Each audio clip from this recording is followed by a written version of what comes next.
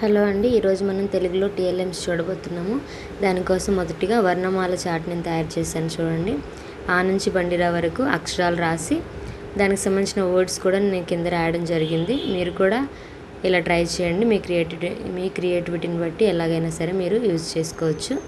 చూడండి, నేను అక్షరాలతో పాటు దానికి ఒక వర్డ్ కూడా రాయడం జరిగింది. ఇలా సింపుల్గా తయారు చేసుకోండి. ఇలా మనం కలర్ఫుల్గా చేయడం వల్ల పిల్లలకి కొంచెం ఇంట్రెస్ట్గా ఉంటుంది చూడడానికి. అందులోనే చేప తయారు చేసాం కదా, ఆ పిక్చర్ పిల్లలకు కొంచెం ఇంట్రెస్ట్ని కలిగిస్తుంది. మనం నార్మల్గా చెప్తూ ఉంటే అంత ఇంట్రెస్ట్ రాదు కదా, కాబట్టి ఇలా మనం టీఎల్ఎం తయారు చేసుకోవచ్చు.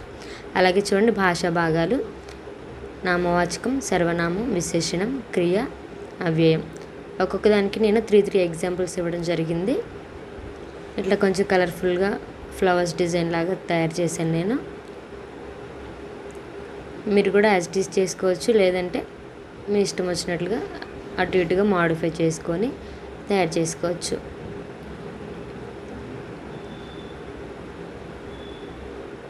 తర్వాత త్యాగనిరతి అండి, ఇది తెలంగాణ 8th క్లాస్ వాళ్ళకు ఉంది ఈ లెసన్. నేను ఆ పిక్చర్స్ని జస్ట్ సింపుల్గా జిరాక్స్ తీయించి ఇలా పెట్టాను. మీరు ఒకవేళ డ్రా చేయగలిగితే డ్రా చేయొచ్చు. పద్యాలు కొంచెం పెద్దగా ఉన్నాయి, అందుకని నేను కొంచెం స్మాల్ లెటర్స్ రాశాను. మీరు మీ వీలుని బట్టి చూసుకోండి. నీట్గా రాసుకుంటే ఇలా మనం క్లాస్ రూమ్లో కూడా స్టిక్ చేసుకోవచ్చు.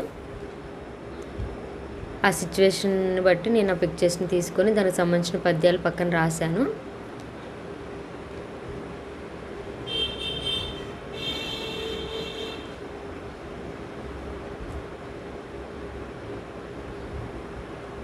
ఇంకా మీకు ఎక్స్ట్రా పిక్చర్స్ ఏమైనా దొరికినట్లయితే ఇంకా ఎక్స్ట్రా కూడా యాడ్ చేసుకోవచ్చు.